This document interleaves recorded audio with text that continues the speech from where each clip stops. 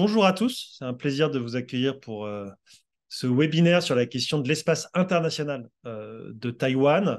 Concrètement, comment est-ce que Taïwan peut participer ou non au cadre multilatéral, que ce soit dans le cadre du système onusien ou plus largement du système multilatéral, avec évidemment Taïwan une identité politique assez spécifique. Alors la question n'est pas de savoir si Taïwan est un État ou pas, si Taïwan est indépendant ou pas.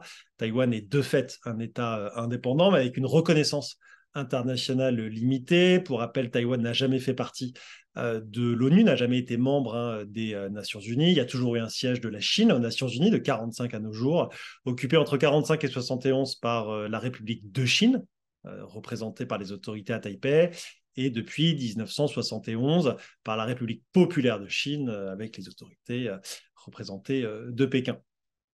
Depuis quelques années, la pression de la République populaire de Chine s'est accrue sur Taïwan pour réduire son espace international. Quentin, évidemment, reviendra sur cette question. Et de l'autre côté, Taïwan a essayé d'accroître, d'agrandir son espace international, sa capacité, que ce soit avec ce que les gens à Taipei appellent des alliés diplomatiques, qui est pour moi un terme qui pose toujours problème, hein, c'est-à-dire la douzaine de pays qui continuent d'entretenir des relations diplomatiques avec la République de Chine ou plus largement avec leurs partenaires internationaux, que ce soit les États-Unis, le Japon, l'Australie ou les différents États membres de l'Union européenne. Et donc la question qui se pose, encore une fois, c'est comment Taïwan, malgré les contraintes juridiques, malgré des contraintes politiques, peut participer au cadre multilatéral. Et une des questions qui se posent, c'est quelle est la stratégie chinoise pour réduire cet espace. Et un des arguments chinois, il porte notamment sur la fameuse résolution 2758 qui avait été adoptée en 71 et qui avait de fait transféré le siège de la Chine de la République de Chine à la République populaire de Chine. Alors, ce que je vous propose, c'est de commencer avec une présentation par Quentin sur ce thème. Cette présentation, elle fera l'objet d'une publication dans quelques jours sur le site de la FRS. Ensuite, on en discutera avec l'ambassadeur de France, Jean-Maurice Ripper, avec justement à la fois pour discuter du papier plus largement, hein, revenir également sur son expérience en tant que représentant permanent de la France auprès des Nations Unies à Genève, puis à New York, et puis aujourd'hui en tant que président de l'Association française des Nations Unies. Et puis on répondra ensuite à l'ensemble des questions que vous pourriez avoir. N'hésitez pas à poser vos questions dans le chat au cours des discussions. Comme ça, après, quand on commencera les questions-réponses, on aura déjà plusieurs questions à présenter. Je laisse la parole à Quentin, qui est donc doctorant aux séries Sciences Po, qui avait déjà écrit un papier il y a quelques mois sur les relations entre Taïwan et les différents pays européens, pour nous parler donc de l'espace international de Taïwan et plus précisément de l'impact de la résolution 2758 et de son instrumentalisation parfois par la Chine pour réduire justement cet espace international. Quentin, je te donne la parole. Oui, alors merci Antoine, merci à la FRS pour l'organisation de cet événement. Alors je vais commencer d'abord par un petit propos introductif, un peu pour cadrer la discussion, et puis ensuite je parlerai de l'étude en elle-même. Alors je vais commencer par rappeler peut-être une évidence, c'est que Taïwan est aujourd'hui exclu de la plupart des organisations internationales. Taïwan n'est membre d'aucune institution du système onusien, à l'exception de l'Organisation mondiale du commerce, et j'aurai l'occasion un peu plus tard d'expliquer sur quoi se fonde cette exclusion de Taïwan, tout en décrivant donc les différents moyens employés par la Chine pour maintenir, voire renforcer cette exclusion. Mais je pense qu'il est important de souligner pour commencer que cette exclusion n'est pas nécessairement une fatalité, puisque même si Taïwan n'est pas reconnu comme un État par l'immense majorité des États dans le monde, c'est notamment le cas de la France, le statut d'État n'est pas nécessairement requis pour être associé sous une forme ou sous une autre à certaines organisations. Et j'en veux pour preuve le fait que Taïwan est membre de plein droit de 46 organisations internationales, donc comme je l'ai dit, l'Organisation mondiale du commerce, le Forum de coopération économique pour l'Asie-Pacifique, l'APEC, qui a tenu son sommet il y a quelques semaines, ou encore la Banque asiatique de développement. Mais c'est aussi le cas d'organisations techniques moins connues, comme par exemple la Commission des pêches du Pacifique Nord. Taïwan est aussi membre observateur de 25 organisations, le Comité de la concurrence de l'OCDE ou encore le Forum des îles du Pacifique, qui a aussi tenu son sommet il y a quelques semaines. Et surtout, et je pense que ça c'est important de le noter d'emblée, Taïwan a parfois été associé aussi aux travaux de certaines institutions onusiennes. Ça a été notamment le cas entre 2009 et 2016, lorsque Taïwan a été invité par le directeur général de l'Organisation mondiale de la santé, l'OMS, comme membre observateur à l'Assemblée mondiale de la santé. Donc l'Assemblée mondiale de la santé, c'est le forum annuel de gouvernance de l'OMS. Et cette participation a été rendue possible car les autorités chinoises ont donné leur accord à une époque où le parti au pouvoir à Taïwan était plus favorable, était vu comme ayant une politique étrangère plus favorable à la Chine. Et dans la même veine, en 2013, Taïwan a participé à l'Assemblée de l'Organisation de l'aviation civile internationale, qui est une autre agence spécialisée des Nations Unies, en tant qu'invité spécial, toujours avec l'autorisation des autorités chinoises. Donc, ce qu'il faut retenir, c'est que si Taïwan ne peut être légalement membre de certaines organisations internationales qui sont réservées aux États, des formes de participation ou d'association existent. Et c'est notamment le cas donc, de l'Organisation mondiale de la santé, de l'Organisation de l'aviation civile internationale, d'Interpol ou encore de la Convention cadre des Nations unies sur les changements climatiques, donc la convention qui régit les COP, puisque être membre observateur de ces organisations ne requiert pas le statut d'État souverain. Et c'est donc en grande partie pour cela que le gouvernement taïwanais concentre ses efforts diplomatiques pour accéder à ces enceintes en particulier. Donc, je dirais que cette exclusion de Taïwan, elle est d'une certaine manière légale, mais elle relève aussi d'une décision politique. Et il ne faut pas, donc, il faut pas négliger cette dimension politique de l'exclusion. Alors maintenant, pour parler de l'étude en elle-même, c'est une étude qui porte essentiellement, donc qui va être publiée dans quelques jours ou dans quelques semaines, c'est une étude qui porte essentiellement sur les conséquences de la résolution 2758 de l'Assemblée générale des Nations unies. Alors je vais d'abord expliquer un petit peu ce qu'est la résolution 2758, ce qu'elle est et surtout ce qu'elle n'est pas, puisque c'est important. Et ensuite, je montrerai comment, en se fondant sur cette résolution, la Chine cherche à restreindre la participation de Taïwan aux organisations internationales. Et enfin, très brièvement, j'évoquerai les stratégies que déploie Taïwan pour atténuer ou essayer de contourner cette exclusion. Alors, la résolution 2758, c'est en fait une résolution de l'Assemblée générale des Nations unies qui a été adoptée le 25 octobre 1971 par 76 voix contre 35. À l'époque, la France avait voté en faveur de cette résolution. Et c'est une résolution qui octroie au gouvernement de la République populaire de Chine, donc le gouvernement qui se trouve à Pékin, le siège qu'occupaient les représentants de la République de Chine. République de Chine, c'est le nom officiel de l'État établi à Taïwan, depuis la fondation des Nations unies en 1945. Alors, c'est un texte, c'est une résolution assez courte, donc je pense qu'il est intéressant que je vous lise au moins le paragraphe sur ce que les Nations unies ont décidé. Alors, je cite, l'Assemblée générale décide le rétablissement de la République populaire de Chine dans tous ses droits et la reconnaissance des représentants de son gouvernement comme les seuls représentants légitimes de la Chine à l'ONU, ainsi que l'expulsion immédiate des représentants de Chiang Kai-shek du siège qu'ils occupent illégalement à l'ONU et dans tous les organismes qui s'y rattachent. Alors cette dernière phrase, elle a entraîné en fait la perte du siège de la République de Chine au sein de toutes les institutions spécialisées qui composent le système des Nations Unies. Donc ce n'est pas seulement l'ONU, c'est aussi l'Organisation mondiale de la santé ou encore l'Union internationale des télécommunications et bien d'autres organisations encore. En revanche, et ça c'est vraiment très important de le souligner, cette résolution ne se prononce ni sur le statut de Taïwan, ni sur son appartenance au territoire chinois, et n'empêche pas, a priori, l'admission d'un État taïwanais aux Nations unies. En fait, le seul sujet sur lequel se prononce la résolution, c'est le siège de la Chine aux Nations unies, y compris au Conseil de sécurité, et elle attribue ce siège de la Chine au gouvernement de Pékin, le retire au gouvernement de Taipei, mais c'est tout. Donc on pourrait, dans un futur un petit peu hypothétique, ça a très peu de chances d'arriver, mais avoir un État taïwanais admis aux États-Unis, admis aux Nations Unies, et cette résolution, a priori, ne s'y oppose pas, par exemple.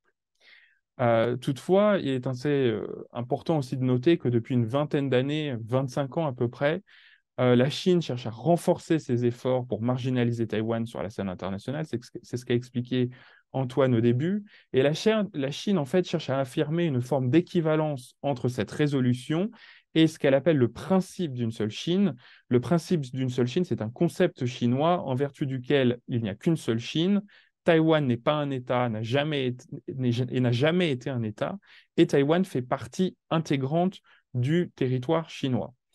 Et dans un livre blanc qui a été publié en 2022, le gouvernement chinois affirme, je cite, que la résolution 2758 est un document politique qui intègre le principe d'une seule Chine, dont l'autorité juridique ne laisse aucune place au doute et a été reconnue dans le monde entier. Donc la Chine, en fait, cherche à poser une équation qui serait que la résolution 2758 est égale, équivaut au principe d'une seule Chine.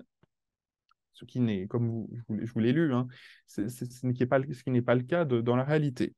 Donc ces efforts déployés par la Chine, ils traduisent sa volonté de réduire l'espace international de Taïwan en s'opposant à sa participation au système onusien et plus largement en empêchant son adhésion à la grande majorité des organisations internationales. Alors pour justement réduire cet espace international de Taïwan au sein des organisations internationales, le gouvernement chinois déploie différentes stratégies, 4 en particulier, que je vais vous présenter une par une. Alors, la première stratégie, c'est une stratégie que je qualifie dans le papier de stratégie d'encadrement par la conclusion d'accords entre les institutions multilatérales, notamment les institutions onusiennes et la Chine. Puisqu'en fait, après le vote de la résolution 2758 en 1971, chaque institution des Nations Unies s'est dotée d'un document fondé sur cette résolution et substituant les représentants de la République populaire de Chine à ceux de la République de Chine. Et ces différents documents, aujourd'hui, ils sont instrumentalisés par la Chine afin d'empêcher la participation de Taïwan aux organisations onusiennes. Et surtout, ces textes servent de base à la signature d'accords entre la Chine et certaines agences onusiennes qui ont pour conséquence d'encadrer strictement tout lien entre ces organisations et Taïwan. Ça a été notamment le cas avec l'Organisation mondiale de la santé, puisqu'en juillet 2005, le gouvernement chinois et le secrétariat de l'OMS ont signé un mémorandum d'accord, un mémorandum d'accord qui n'a d'ailleurs jamais été rendu public, concernant les échanges techniques entre Taïwan et l'organisation. Et par exemple, ce mémorandum d'accord, pour ce que j'en sais, prévoit notamment que les experts taïwanais qui seraient invités aux activités techniques de l'OMS ne peuvent pas y participer sans l'aval du ministère chinois de la Santé, très concrètement. La deuxième stratégie, c'est une stratégie d'invisibilisation par la terminologie, c'est-à-dire que la Chine cherche à faire reconnaître Taïwan comme partie intégrante du territoire chinois et cherche à effacer toute expression qui pourrait sous-entendre que Taïwan n'est pas une partie du territoire chinois. Et c'est notamment pour ça que Pékin cherche à bannir les noms Taïwan, les noms République de Chine aussi, au profit des expressions Taïwan, Chine ou alors Taïwan, province de Chine, qui sont des expressions que l'on retrouve partout dans les documents onusiens ou que vous pouvez retrouver aussi sur les différents sites Internet qui sont affiliés à l'Organisation des Nations Unies. Comme je vous l'ai dit, entre 2009 et 2016, Taïwan a aussi participé à l'Assemblée mondiale de la santé. Ça ne s'est pas fait sous le nom de Taïwan, justement. Ça s'est fait sous le nom de Taipei chinois, donc Chinese Taipei en anglais, qui est, et là j'ouvre une toute petite parenthèse, qui est également le nom utilisé pour nommer Taïwan par le Comité international olympique. Donc, au JO de Paris en 2024, on aura une délégation qui ne représentera pas Taïwan, mais qui représentera le Taipei chinois. Et d'ailleurs, cette délégation, elle utilise un drapeau qui n'est pas le drapeau officiel de la République de Chine. Et si les sportifs taïwanais remportent une médaille d'or, ils n'auront pas le droit sur le podium à l'hymne officiel de la République de Chine, ils devront se contenter d'un autre hymne. Mais bon, je ferme cette petite parenthèse et j'en reviens à la question des Nations Unies. Sur la terminologie, la Chine exerce aussi des pressions contre des ONG, contre des représentants de la société civile, directement aux Nations Unies. Peut-être que l'ambassadeur Ripper aura quelques éléments sur cette question, afin que ceux-ci se conforment à la terminologie préconisée par le Parti communiste chinois. La troisième stratégie, c'est une stratégie d'exclusion, et quand je dis d'exclusion, c'est d'exclusion physique, puisque l'exclusion de Taïwan, elle se traduit également par des restrictions d'accès aux enceintes et aux bâtiments onusiens pour les citoyens taïwanais. Alors ces restrictions, elles ne sont pas appliquées de la même manière par toutes les organisations, mais elles se sont renforcées depuis 2016 et depuis l'arrivée au pouvoir de Tsai Ing-wen, donc issu du Parti démocrate progressiste, qui a une politique étrangère moins favorable à la Chine. Alors, ces restrictions, elles concernent évidemment les diplomates, les fonctionnaires ministériels taïwanais, mais elles concernent aussi, dans de nombreux cas, de simples citoyens, de simples détenteurs d'un passeport de la République de Chine qui se sont vus refuser l'accès aux Nations Unies. C'est particulièrement le cas des journalistes, qui sont en général écartés, qui sont systématiquement écartés de l'Assemblée mondiale de la santé depuis 2017. On l'a encore vu cette année, donc l'Assemblée mondiale de la santé, ça se tient tous les ans au mois de mai, avec 2 journalistes de l'agence de presse taïwanaise Central News Agency qui se sont vus refuser l'accès au bâtiment des Nations Unies à Genève, parce qu'ils étaient taïwanais, alors même que leurs accréditations avaient été approuvées quelques jours auparavant.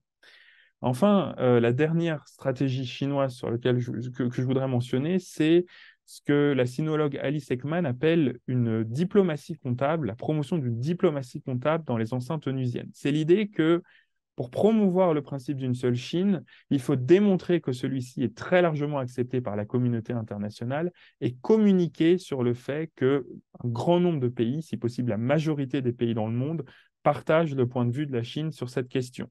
Et donc, on l'a vu par exemple dans le cadre de l'Assemblée mondiale de la santé cette année, lorsque la représentation permanente de la Chine à Genève a publié une déclaration affirmant que 100 pays avaient écrit au directeur général de l'OMS ou fait des déclarations publiques pour soutenir la Chine sur cette question et soutenir la non-participation de Taïwan à l'Assemblée mondiale de la santé. Alors évidemment, le gouvernement taïwanais, lui, il essaie de réagir, il essaie de contourner d'une certaine manière toutes ces restrictions, toutes ces stratégies d'exclusion chinoise, et il met en œuvre, je dirais, principalement 3 stratégies de contournement qui lui permettent de maintenir une présence au moins informelle, puisqu'il est exclu formellement, dans les enceintes multilatérales. Alors, la première stratégie, elle repose sur l'utilisation des ONG et de la société civile dans la représentation de Taïwan.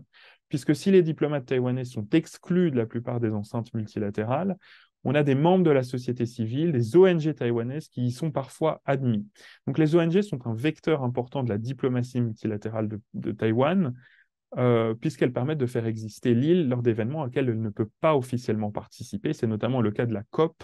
On aura peut-être l'occasion d'y revenir lors de la session de questions-réponses.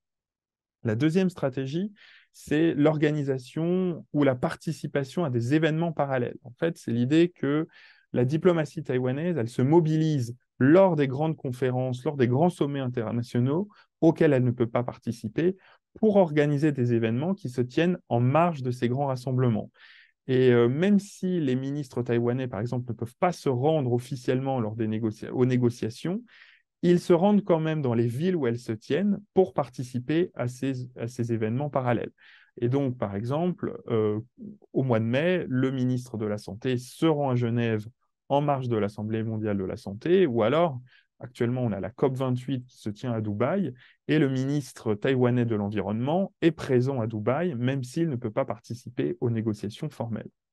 Et enfin, la dernière stratégie, elle repose sur le soutien des alliés diplomatiques de Taïwan. Donc, comme l'a expliqué Antoine, les alliés diplomatiques, c'est une formule peut-être un peu malheureuse du ministère taïwanais des Affaires étrangères pour désigner les 13 États, il n'en reste plus que 13, les 13 États membres des Nations Unies avec lesquels il entretient toujours des relations diplomatiques. Et ces alliés diplomatiques, en fait, Taïwan les utilise pour préparer des événements dans le cadre des grandes conférences internationales, notamment en lien avec les ONG taïwanaises. Pour vous donner juste un exemple, lors de la COP28, on a une ONG taïwanaise qui s'est associée au gouvernement des Palaos, donc petit État insulaire du Pacifique, pour organiser un événement en marge de la COP dédié à la construction de systèmes agroalimentaires climato-résilients dans les pays vulnérables. J'avais pris note parce que le sujet est très précis. Donc, en conclusion, je rappellerai juste brièvement la position de la France et de l'Union européenne sur la participation de Taïwan aux organisations internationales.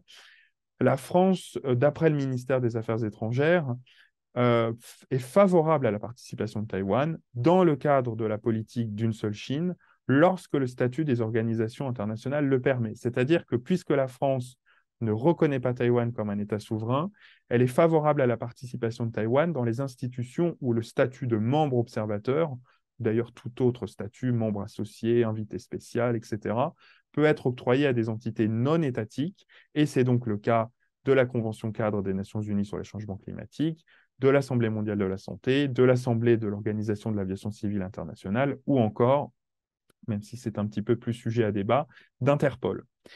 Cette position française, elle est considérée comme constante par le ministère, mais les déclarations de soutien à la participation de Taïwan se sont faites plus appuyées, on va dire, plus affirmées depuis 2020 et notamment depuis la pandémie de Covid-19, en particulier sur la participation de Taïwan à l'Assemblée mondiale de la santé. Et cette position française, c'est également la position de l'Union européenne sur la question. Donc pour conclure, je dirais qu'il est important de rappeler que contrairement à ce que prétend la Chine, la résolution 2758 n'empêche pas a priori la participation de Taïwan à certaines organisations internationales et que si Pékin, je cite, considère que la participation de la région de Taïwan, qui fait partie de la Chine, doit être gérée conformément au principe d'une seule Chine, fin de citation, cette position n'est pas un principe qui est entériné par la résolution 2758, qui est, encore une fois, je le rappelle, totalement muette sur la question. Voilà, j'ai déjà trop parlé, je m'arrête là. Merci beaucoup, Quentin. Je vais donner la parole à Jean-Maurice. Juste avant, enfin, non pas une anecdote, mais un petit point. Il y a une organisation, par exemple, internationale, basée à Paris, dont Taïwan est membre à part entière, sous le nom de Taipei chinois. C'est ce qu'on appelle l'OMSA. C'est pas très connu, mais c'est l'Organisation mondiale pour la santé animale. Et donc, Taïwan est représenté au niveau du vice-ministre, hein, c'est le vice-ministre de l'Agriculture, généralement, qui est représenté. Donc, même à Paris, il y a certaines organisations internationales un peu plus anecdotiques et évidemment ne faisant pas partie du système onusien dans lequel Taïwan est membre à part entière. Je vais laisser l'ambassadeur de France, Ripper, commenter. Peut-être aussi nous partager son expérience quand lui, il était basé à Genève et à New York sur ces questions-là. Est-ce qu'à l'époque, il y avait beaucoup moins d'enjeux qu'aujourd'hui, parce qu'aujourd'hui on en parle énormément, surtout post-Covid. Et ensuite on aura une discussion tous les trois et on répondra à vos questions. N'hésitez pas encore une fois à adresser vos questions dans la partie qui s'appelle Q et R, questions et réponses, en bas sur l'onglet des différentes, voilà, avec les différentes icônes. Voilà, je laisse la parole à l'ambassadeur de France. Merci beaucoup et merci de m'avoir invité à participer à cet échange. D'abord, je voudrais dire que j'ai trouvé le texte de Quentin Couvreur remarquable, très complet, très documenté. J'ai même appris ici ou là une ou deux petites choses qui m'avaient échappé dans ma longue carrière. Donc, je pense que c'est un bel effort et il faut le saluer là-dessus. Sur la question de la résolution, je crois qu'il ne faut pas trop s'y attarder. C'est une résolution évidemment très politique. Elle avait un sens euh, évidemment, qui n'est plus le même qu'aujourd'hui, en 1971, et les décisions prises à l'époque, je pense, l'étaient liées à l'époque, et que s'y référer, serait, de mon point de vue, un peu du temps perdu, d'autant qu'on peut prendre d'autres exemples. Il me semble qu'on a toujours cette bizarrerie aux Nations Unies que l'OLP est observateur auprès des Nations Unies. Ça n'est pas, on n'a pas substitué l'autorité palestinienne, malgré les accords d'Oslo, à l'OLP. Donc en réalité, les Nations Unies font et défont en fonction des majorités à l'Assemblée générale. Et quant à savoir si une résolution de l'Assemblée générale peut juridiquement rendre universel, comme le disent les Chinois, euh, la politique d'une seule Chine et donc l'exclusion de fait de Taïwan, quelle qu'en soit la forme, c'est assez drôle quand on pense au discours, enfin drôle, ce serait drôle si ça n'était pas tragique, quand on pense au discours que tient la Chine pour nier le caractère universel de la Déclaration des droits de l'homme qui a été adoptée sans opposition par l'Assemblée générale. Donc c'est comme d'habitude, pour le coup, de la part de la Chine, deux poids, deux mesures, mais ça n'est pas surprenant. Je crois que cette pratique chinoise de c'est comme ça parce que je vous dis que c'est comme ça, voilà, je crois ça en fait partie. Alors c'est évidemment plus dur et dramatique quand il s'agit de Taïwan, vu l'importance que ça a. Ça n'a pas toujours été le cas, je crois. Moi, honnêtement, quand j'étais ambassadeur à Genève, mais c'était il y a déjà, hélas, j'aime mieux ne plus très bien me souvenir, 17 ou 18 ans, et puis à New York, on discutait beaucoup déjà de l'OMS, ça je m'en souviens, parce que évidemment le caractère universel des pandémies ou des épizooties, c'est bien que tu aies rappelé, Antoine, l'OMS 1, parce que c'est évidemment extrêmement important, et ça paraissait à tout le monde, et en tout cas à tous les gens de bonne volonté et de bon sens, une absurdité. Je crois que, même si ça n'a rien à voir, ça a tout à voir. Euh, les palinodies auxquels se sont livrés certains pays après l'affaire nucléaire il y a 20 ans sur l'idée que ben non, les nuages atomiques ne s'arrêtent pas, radioactifs ne s'arrêtent pas aux frontières, les pandémies non plus. Et je dois dire que de ce point de vue-là, ce qui s'est passé au moment du Covid, où de fait, Taïwan a été un des États du monde les moins touchés, si ce n'est le moins touché par le Covid. Alors, pas uniquement à cause de la politique des autorités taïwanaises, mais enfin, quand on compare à ce qui s'est passé en Chine continentale, ça n'est évidemment pas très bon comme comparaison pour nos amis chinois. Donc, moi, ce que surtout j'observe, c'est que, on en a déjà parlé en parlant plus de ce qui se passait à Pékin, une certaine forme d'absence de résultats quand même, ou d'apport personnel de Xi Jinping. Vous savez que tous les secrétaires généraux, tous les présidents de la République chinoise ont besoin d'apporter à leur mandat de grandes œuvres. Xi Jinping n'en a pas beaucoup à apporter, euh, en dehors du fait qu'il s'est proclamé à la hauteur de Mao Tse-tung. Et on sait que de ce point de vue-là, la réintégration de Hong Kong et de Taïwan à la Chine est finalement sa grande œuvre, avec ce qu'il espérait construire avec Belt and Road, et ça n'est pas en train de prendre un très bon chemin. Et donc, au fond, le fait que la Chine durcisse un peu le ton, la Chine continentale, durcisse le ton sur l'affaire de Taïwan n'est pas totalement surprenant dans la mesure où, encore une fois, contrairement à ce que beaucoup de gens répètent, moi je pense que le bilan de Xi Jinping n'est pas si extraordinaire que ça. Ce n'est pas lui qui a apporté la prospérité économique, tout le monde le sait, ce n'est pas lui qui a transformé la Chine en deuxième puissance économique du monde et en puissance technologique, etc. etc. Et donc ce n'est pas un hasard si, après l'annexion rampante et de fait de Hong Kong, il a durci le ton sur Taïwan. Moi, ce que j'observe aussi en même temps, et je pense que c'est important, c'est que justement ce durcissement du ton de Pékin, qui a provoqué un réveil des alliés, pas forcément diplomatiques, mais stratégiques de Taïwan comme les États-Unis, le poids de la dette, notamment en Afrique, liée à Belt and Road, l'agressivité chinoise, le fait qu'elle refuse de discuter de la dette qu'elle a elle-même créée, les bagarres en mer de Chine, on a vu encore récemment ce qui se passe avec les Philippines, tout ça crée quand même un contexte où je pense qu'il y a moins d'États qu'autrefois qui seraient prêts à mourir pour la politique d'une seule Chine. Alors, j'ai un peu tendance à dire que de ce point de vue-là, et ça, je pense que c'est un aspect politique qui n'est pas mentionné dans le rapport, c'est normal puisque c'est un rapport extrêmement factuel et très détaillé, encore une fois parfait, c'est que mais je l'ai dit d'ailleurs plusieurs fois quand j'avais des discussions avec les Taïwanais, je ne suis pas sûr que les Taïwanais aient intérêt à essayer de forcer la main sur le plan juridique de leurs amis, entre guillemets, leurs alliés stratégiques, leurs alliés diplomatiques ou simplement les pays de bonne volonté, parce que j'ai l'impression que d'une certaine façon, Pékin est en train de lui-même d'affaiblir sa propre position en devenant d'un extrémisme forcené. Alors je sais que c'est difficile, c'est pas à nous, Français ou Européens, d'expliquer à Taïwan que le fait d'ajouter le mot Chine ou d'enlever le mot Chine n'a peut-être pas beaucoup d'importance. Ça en a, voir ce qui s'est passé pendant plus de 15 ans, il a été plus de 15 ans, oui, au moins, il a été impossible à la nouvelle Macédoine du Nord d'adhérer aux institutions internationales sous son nom parce que la Grèce s'y opposait. Il a fallu des années de négociations diplomatiques pour y arriver. Donc les mots ont un sens et voilà. Alors est-ce que Taïwan est un État taïwanais? Est-ce que si Taïwan ne se revendique plus comme la République de Chine, peut-être les choses pourraient-elles changer, faciliter les choses pour un certain nombre de ses amis. Mais ça, c'est évidemment facile à dire de l'extérieur. Je pense que la question du passeport est un vrai sujet parce que, vous l'avez dit, aux Nations Unies, il y a 50 façons de participer à des tas d'événements. Il y a des micros-États qui jouent des rôles extrêmement importants dans les négociations internationales, hein.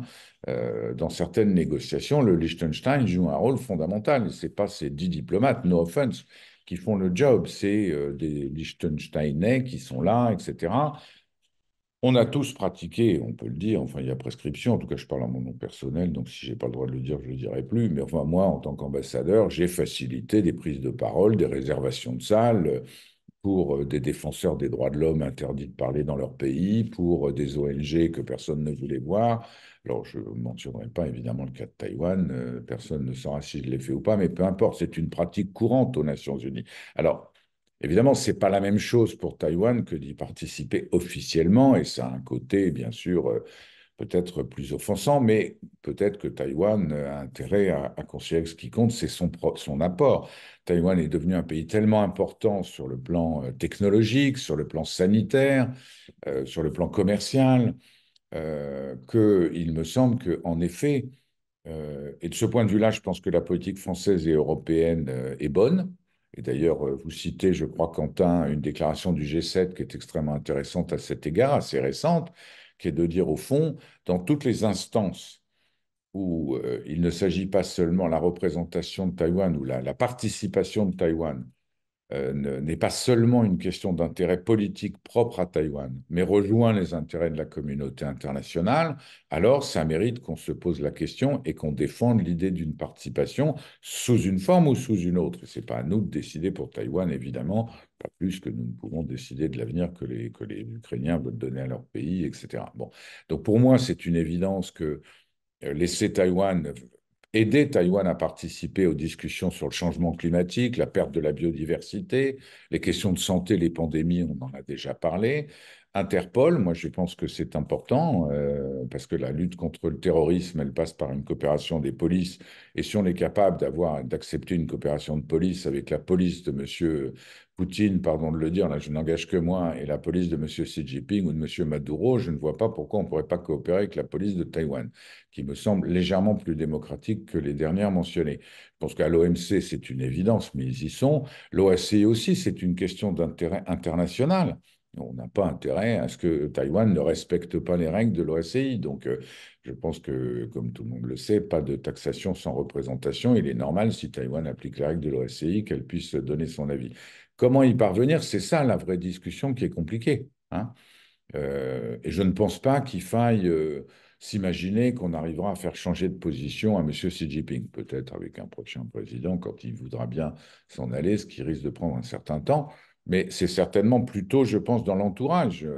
Il faut petit à petit, comme on le fait sur tous les sujets aux Nations Unies, construire des coalitions dites arc-en-ciel avec des gros pays, des petits, des pays du Sud, des pays du Nord, des pays de l'Est, de l'Ouest, de toutes les confessions, pour montrer que c'est un problème pratique, c'est un problème d'intérêt de la communauté internationale. Au même nom, c'est en ce nom que, encore une fois, on fait toutes ces grandes conférences sur tous ces sujets fondamentaux où la position de Taïwan est très importante. Merci beaucoup. Pour rebondir juste quelques points par rapport à ce qui a été dit jusqu'à présent, sur la question de la politique ou du principe d'une seule Chine, je vous recommande un excellent papier qui avait été publié au début de cette année par le Carnegie et par un chercheur de mémoire singapourien qui s'appelle Yen Chong sur, je crois que le nom exact, c'est The Many One China Principle or The Many One China Policies, et qui est un papier très intéressant avec une catégorisation d'une dizaine de positions différentes de différents États, certaines où il y a une cinquantaine d'États qui ont cette position, d'autres où il n'y a qu'un seul ou plusieurs États, qui montrent bien que le principe d'une seule Chine mise en avant par la Chine n'est non seulement pas du tout universel, mais qu'il n'y a même pas une ou deux positions, c'est-à-dire une position chinoise, une position occidentale, il y aurait un affrontement entre la Chine et les États-Unis. C'est bien plus complexe que ça. Il y a de très nombreuses positions, de très nombreux États sur cette question-là. Un deuxième point également, ce qui est intéressant, c'est de voir depuis, et ça Quentin l'avait évoqué, de voir que même quand Taïwan ne peut pas faire partie en tant que membre observateur des organisations internationales, elle cherche de fait à s'inclure dans la communauté internationale en respectant les engagements. Et en le mettant en scène, c'est notamment ce qui a été fait là en marge de la dernière COP, enfin de la COP qui est encore en cours, avec l'annonce de Taïwan par exemple d'essayer d'atteindre la neutralité carbone en 2050. Et ce qui est intéressant, c'est la stratégie de communication de Taïwan qui, sans faire partie de ces organisations, essaye de fait d'en respecter les objectifs et de montrer son attachement à une volonté de faire partie de cette communauté internationale. Un autre point aussi, il y a certaines organisations régionales dans lesquelles Taïwan peut avoir un statut un peu particulier. Moi, j'étais dans le Pacifique Sud là, au mois d'octobre et au mois de novembre. J'avais pu assister au Forum des îles du Pacifique et la République de Chine, Taïwan, avec ce nom-là, est un partenaire de développement. Alors, pas un partenaire de dialogue, comme le sont la France, la Chine ou les États-Unis, mais un partenaire de développement. Et Taïwan organise avec certains États du Pacifique Sud, des événements, ce qu'on appelle des side events, c'est-à-dire des événements en parallèle de ce grand route diplomatique des États insulaires. Taïwan a par exemple un accord avec le PIF pour des bourses pour les étudiants du Pacifique. Et ça, c'est rendu possible parce que parmi les 18 pays et territoires qui sont membres du Forum des îles du Pacifique, du FIP en français, il y en a 4 qui ont aujourd'hui encore des relations diplomatiques avec la République de Chine, Taïwan, dont Tuvalu notamment, qui a signé un accord avec l'Australie, dont on a beaucoup parlé des Tuvalu il y a un petit moment. Moi, j'avais une première question pour tous les deux. Alors, on parle beaucoup du système onusien. Est-ce qu'aujourd'hui, il y a une façon de faire, non pas sans le système onusien, mais en parallèle du système onusien? On parle énormément dernièrement du multilatéralisme sélectif ou du minilatéralisme. Et est-ce que c'est quelque chose dans lequel Taïwan peut avoir un intérêt? Mais est-ce que, paradoxalement pour nous, c'est pas un moyen ou indirectement une façon d'affaiblir le système onusien? C'est un peu le dilemme, je pense, pour certains pays européens.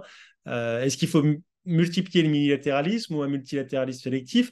En même temps, c'est ce que fait la Chine également. Et peut-être avec votre point de vue à tous les deux, peut-être pour commencer par Jean-Maurice et ensuite avec Quentin. Oui, là, je pense que la réponse est dans la question. Et en tant que président de l'Association française pour les Nations Unies et de mes engagements personnels, la réponse est non à la question.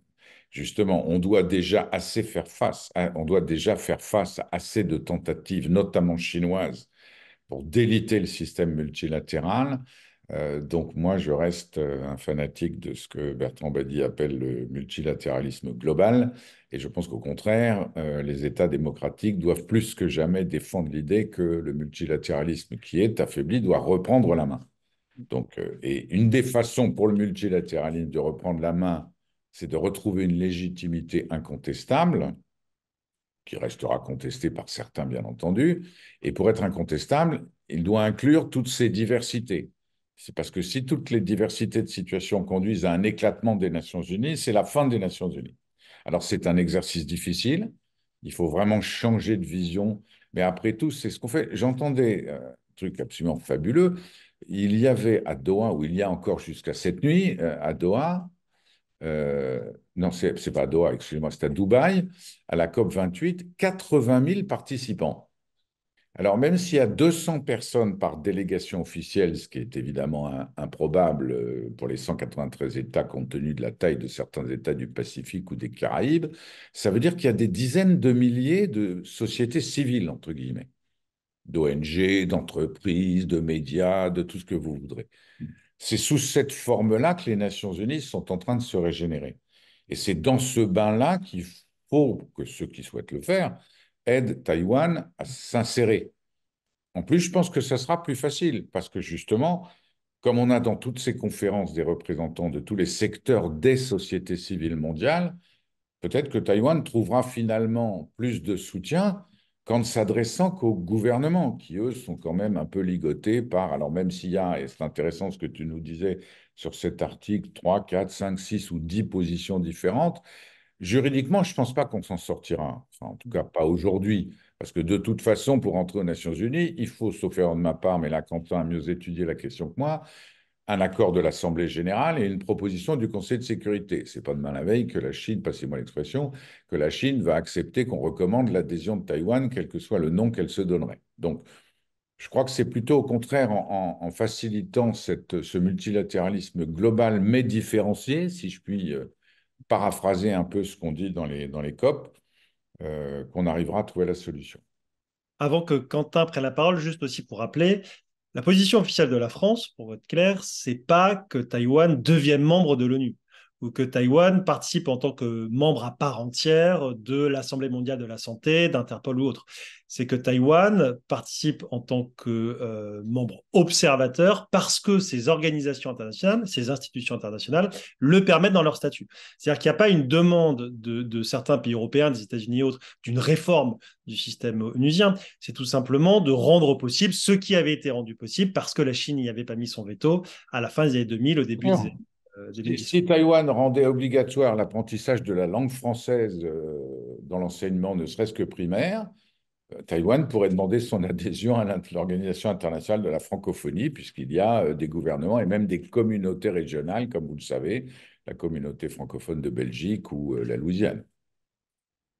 Quentin, sur la question de ce multilatéralisme et aussi la participation de la société civile? Oui, bah, je souscris évidemment totalement à ce qu'a dit l'ambassadeur Ripper, mais pour ajouter, si on se place peut-être plutôt d'un point de vue taïwanais, alors évidemment le système onusien reste incontournable, notamment pour des effets de légitimité, rien de tel qu'être membre ou au moins membre observateur d'organisations onusiennes, puisque ce sont généralement des organisations universelles. Maintenant, la participation à des forums plus étroits, à des forums minilatéraux, comme on dit, a aussi un intérêt. Je pense notamment à la participation de Taïwan au Summit for Democracy qui a été lancé par les États-Unis en 2021, il me semble. Alors, pour Taïwan, ça permet de renforcer ses liens avec ses alliés. Alors, c'est sûr que c'est convaincre des pays qui sont déjà convaincus, mais ça renforce les liens, en particulier avec les États-Unis, aussi avec certains États européens. Et surtout, ça permet de renforcer ce récit taïwanais qui est quand même très prégnant dans la politique étrangère de Taïwan. Je ne sais pas si c'est une bonne chose, mais en tout cas, c'est comme ça que les Taïwanais le présentent, d'un Taïwan qui serait l'avant-poste de la démocratie contre le régime autoritaire chinois et typiquement participer à ces forums minilatéraux avec les États-Unis, avec le Japon, avec des pays européens. Ça renforce ce récit, ce narratif de la démocratie versus l'autoritarisme. Voilà. C'est vrai que de toute façon, après, c'est un grand enjeu du côté de Taïwan. C'est plus largement la question de la participation et de ne pas être isolé sur la scène internationale. Et pour ne pas être isolé sur la scène internationale, la solution, c'est pas forcément de devenir membre de l'ONU. Il y a plein de façons de le faire.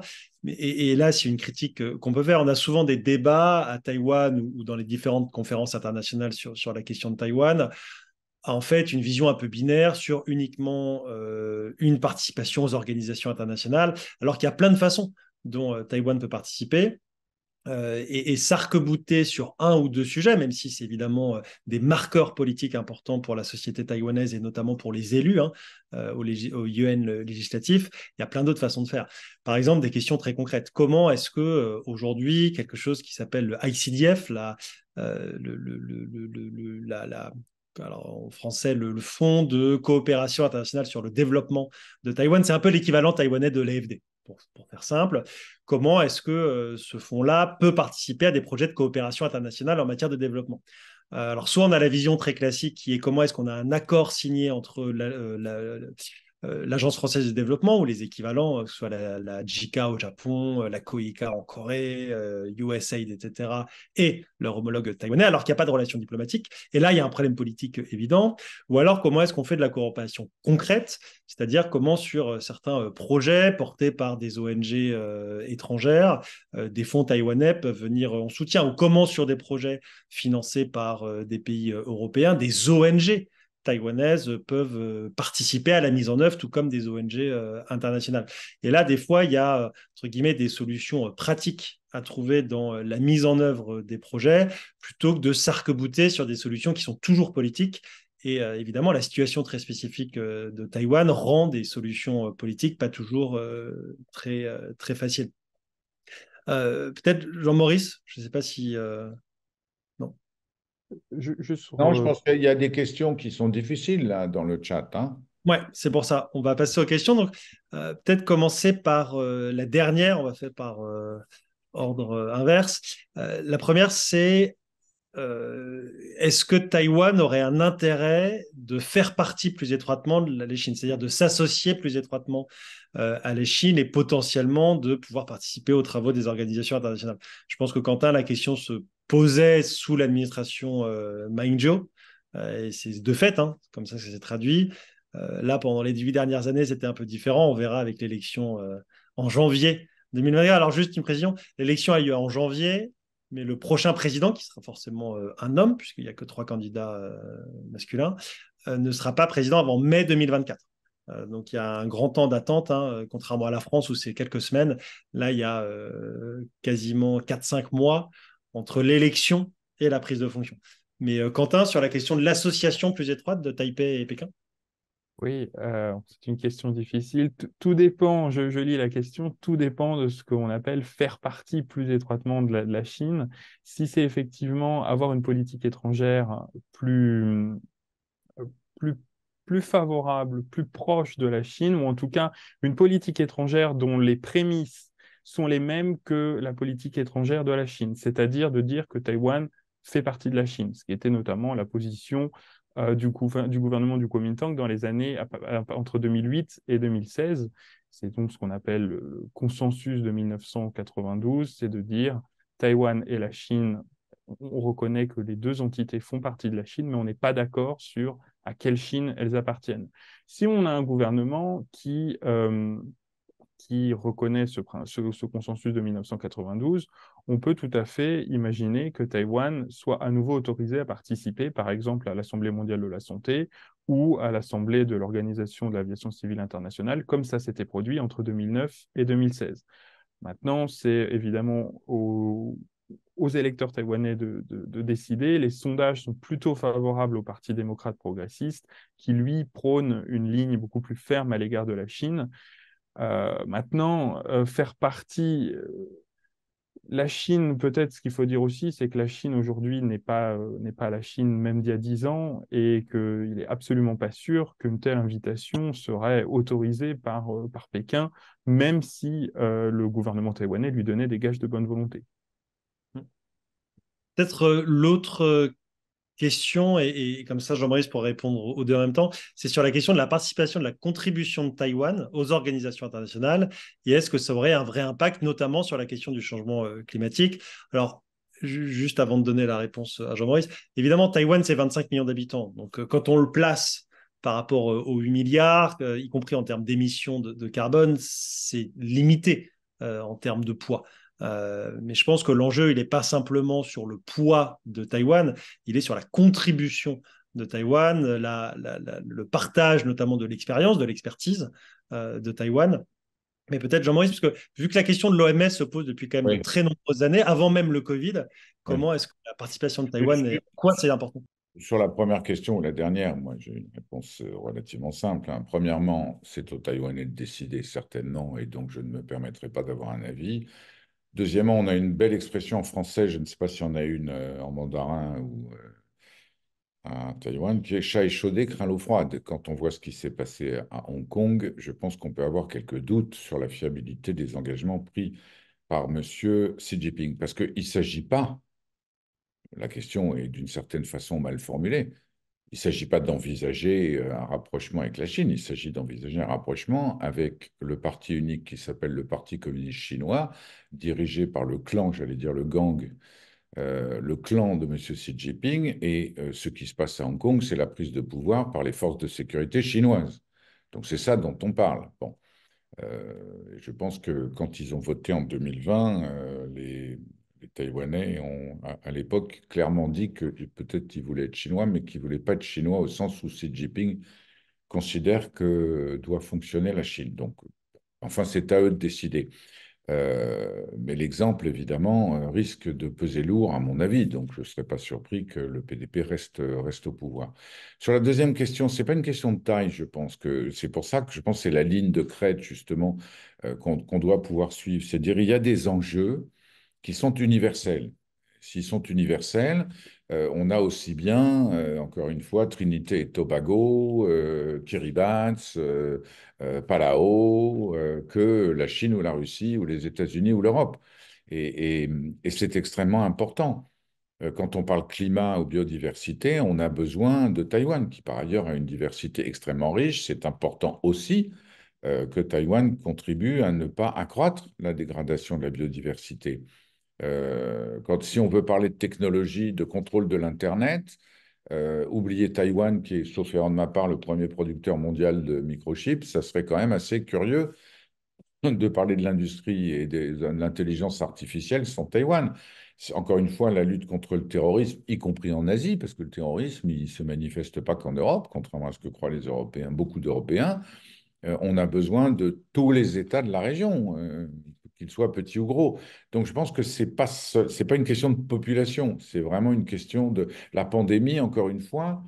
On a retardé l'information de Taïwan sur... alors, les Chinois continentaux ont retardé l'information du monde sur la réalité du virus, pardon, et du Covid-19.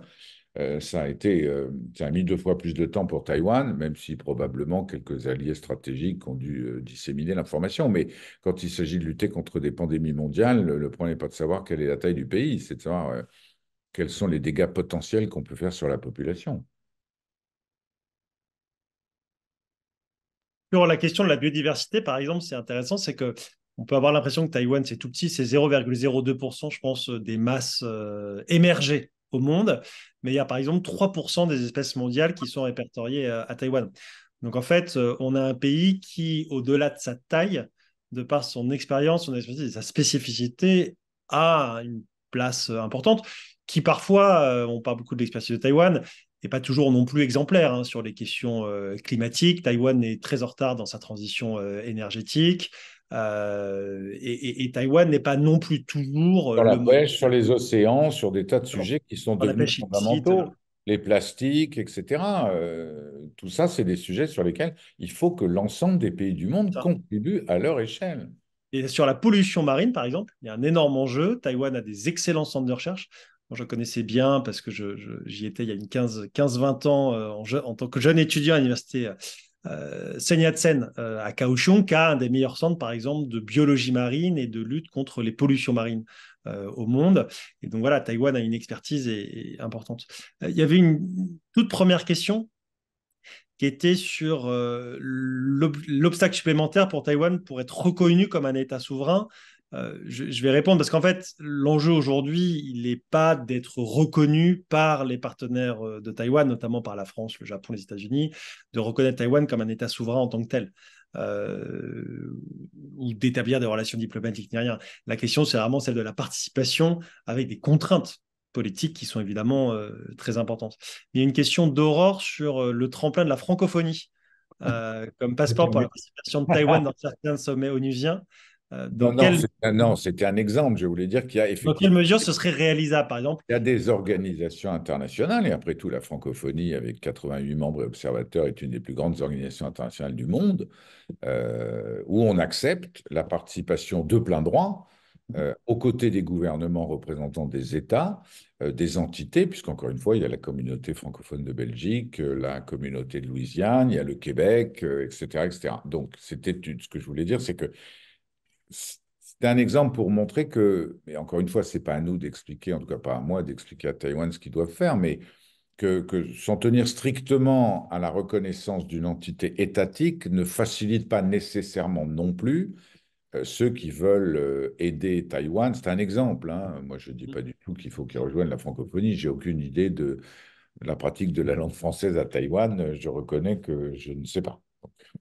Et là aussi, ce qui est important, c'est de rappeler que participer ou être membre d'une organisation internationale et être membre de l'ONU, c'est deux choses différentes. Il y a plein d'organisations nationales qui ne nécessitent pas le fait d'être un membre reconnu, c'est-à-dire un membre à part entière Non, mais de à l'ONU. l'inverse, je pense que le mot reconnaissance doit être employé dans les deux sens. Tu l'as mentionné tout à l'heure.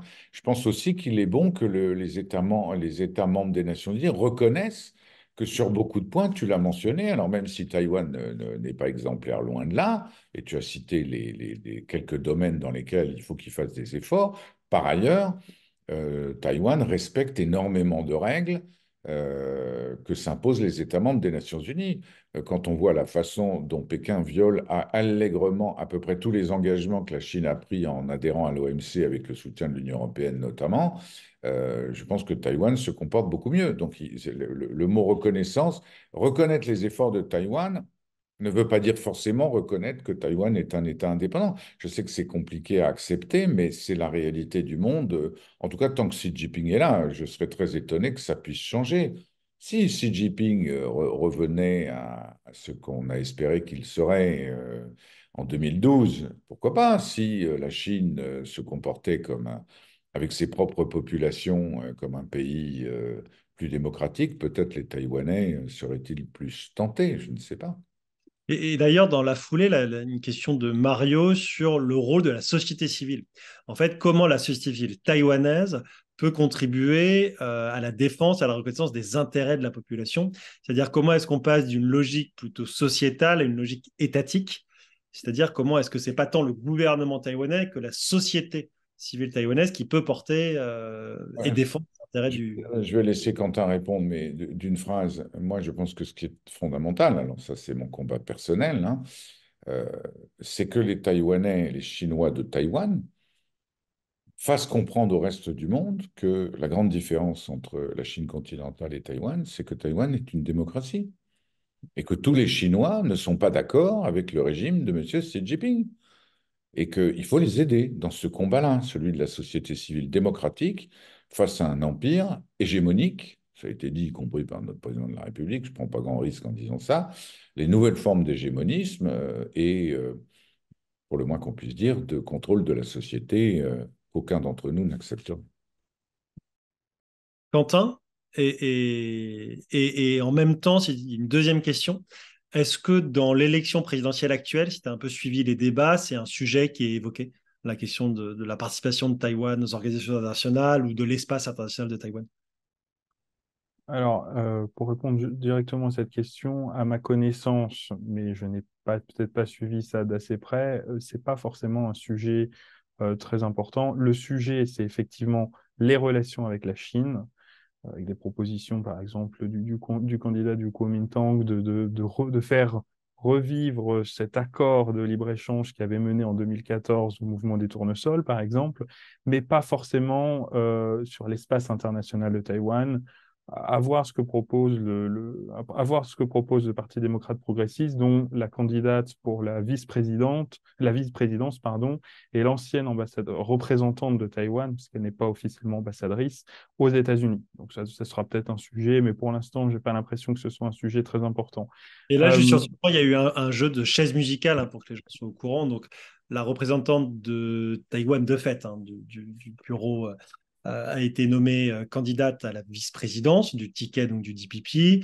Et le jeu de chaises musicales, c'est que le représentant de Taipei à l'Union européenne, enfin à Bruxelles, lui a été envoyé à Washington et il est remplacé par le vice-ministre des Affaires étrangères taïwanais, donc, qui va arriver à Bruxelles dans pas longtemps, qui est lui à la base un économiste et qui était un des directeurs d'un des grands centres de recherche économique à Taipei. Et donc, quelqu'un va arriver à Bruxelles qui fera l'interface entre Taipei et Bruxelles, qui est avant tout sur les questions économiques, résilience, chaîne de valeur, etc. Je te laisse continuer, pardon, Quentin, sur la question de la société civile. Oui, la question de la société civile, elle est assez fondamentale, puisqu'il y a une grosse différence entre la Chine et Taïwan, c'est que Taïwan étant un pays démocratique, il y a une société civile libre et vibrante à Taïwan, avec plein d'associations, plein d'organisations diverses et variées, y compris, par exemple, parmi la petite communauté, mais qui n'est pas si petite que ça, communauté taïwanaise en France, c'est notamment, je pense à l'association Formose en France, qui contribue à, comment dire, faire connaître Taïwan, faire connaître, y compris au-delà des questions internationales, sur les questions sociétales, sur les questions de respect des droits de l'homme, sur les questions de mémoire aussi, la société taïwanaise au public français. Pour répondre plus spécifiquement sur les organisations internationales, c'est ce que j'ai dit, les ONG, la société civile jouent vraiment un rôle dans la représentation de Taïwan, en particulier puisque ce sont souvent les ONG qui organisent ou co-organisent avec d'autres États, par exemple des petits États du Pacifique ou des petits États des Caraïbes, des événements parallèles, donc des side events, auxquels participent parfois des représentants officiels ou semi-officiels du gouvernement taïwanais, ainsi que d'autres pays avec lesquels Taïwan n'entretient pas de relations. Donc en fait, ces ONG, elles jouent un peu le rôle de facilitateur, de courroie de transmission entre les officiels taïwanais et des officiels d'autres pays qui autrement ne pourraient pas nécessairement, pour des raisons de protocole diplomatique, euh, pas se rencontrer, officiellement. On évoquait aussi l'expertise technique. Pardon, je te laisse. Pardon, Oui, Quentin. juste pour rebondir sur ce que vous disiez sur la question de la contribution de Taïwan, parce que ça, je pense qu'il faut encore une fois le souligner, c'est important. Sur la contribution de Taïwan à la lutte contre les épidémies, à la lutte contre le changement climatique, il faut rappeler que Taïwan a été le premier État au monde, donc à la toute fin du mois de décembre 2019, à alerter la communauté internationale sur la situation sanitaire en Chine, sur ce qui se passait donc, dans la ville de Wuhan. Et c'est Taïwan qui a alerté l'OMS, quand bien même Taïwan est exclu de cette organisation. Et ça, je pense que c'est important de le rappeler. Et sur ce point de l'expertise technique de Taïwan, il y a aussi un mécanisme qui existe depuis maintenant plusieurs années qu'on appelle le GCTF, le Global Cooperation Training Framework, qui avait été initié entre Taïwan et les États-Unis, puis ça a été rejoint par le Japon et plus récemment par l'Australie, et qui vise à organiser des séminaires de coopération technique sur des sujets extrêmement divers. Ça peut être l'égalité femmes-hommes, la transition énergétique, la résilience des chaînes de valeur, la lutte contre la désinformation en ligne, etc., et qui vise à visibiliser l'apport de Taïwan, mais aussi de la société civile taïwanaise sur plein de questions techniques. On arrive à la fin de ce webinaire. Je vais peut-être redonner la parole une dernière fois à Jean-Maurice et Quentin s'ils ont des propos de conclusion. J'en profite juste. Alors, une toute dernière question de Mario qui vient d'écrire.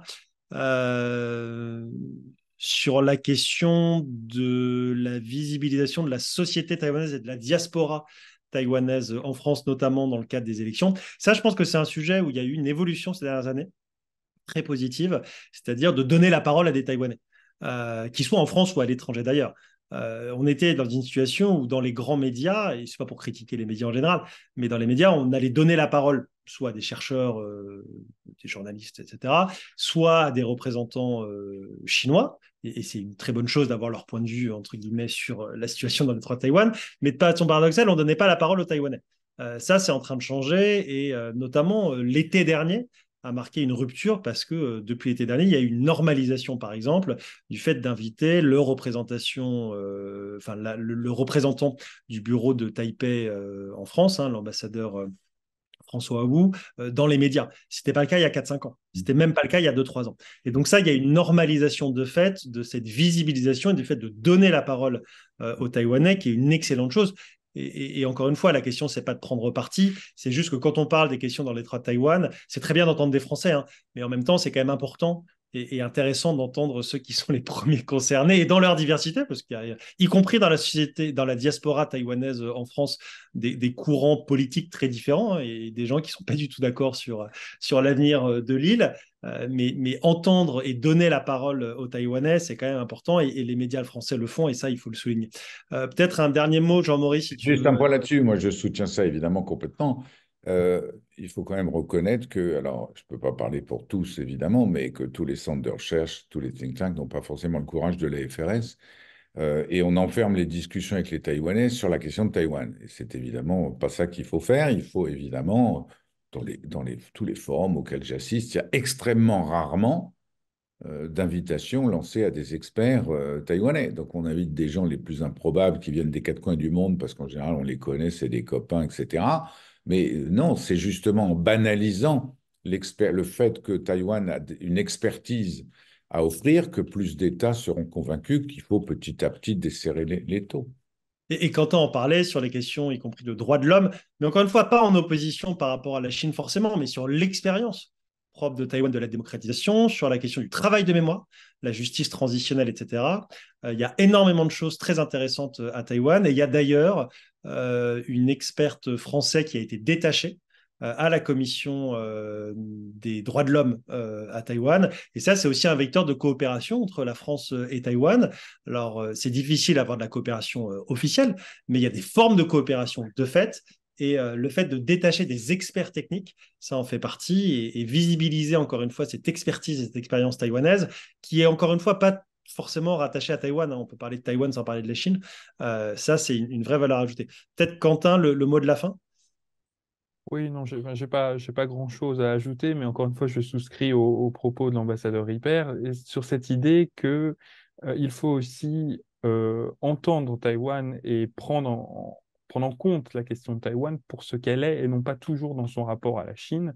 Et c'est ce qu'on disait sur la contribution de Taïwan aux organisations internationales.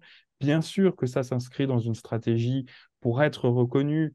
Bien sûr qu'il y a des arrière-pensées derrière, mais il y a aussi une contribution positive de Taïwan. Par exemple, on le voit à la COP quand elle organise euh, des forums sur la justice climatique ou sur les émissions de carbone, la neutralité carbone, pardon, pour aider des petits États, notamment du Pacifique ou des Caraïbes, à l'atteindre. C'est une contribution positive, à mon sens, pour la communauté internationale, et c'est ça aussi qu'on doit regarder. Voilà. Super, merci beaucoup à tous les deux. Le papier de Quentin sera publié dans quelques jours, ou en tout cas au courant du mois de décembre. Il est encore une fois, et Jean-Maurice le rappelait, extrêmement bien écrit et très bien structuré. Donc voilà, n'hésitez pas à le lire. Merci aux équipes de la FRS, Charline et Fabien, qui, sur le plan technique, rendent ce webinaire possible. Et puis, c'est un peu tôt, on est le 11 décembre, mais bonne fête de fin d'année en amont. Et puis, à très vite. Et puis, je rappelle encore une fois, y compris les activités de l'ambassadeur de France Ripper au sein de l'Association française des Nations Unies, avec un gros rapport qui avait été écrit au début de cette année, des mémoires qui était extrêmement intéressant. Donc, je vous invite à le lire avec plein de contributions de plein de personnalités qualifiées sur la question de l'avenir de l'ONU. Voilà. Merci beaucoup à vous tous et puis bonne fin de journée. Au revoir. Merci Merci. beaucoup. Au revoir. Merci, au revoir.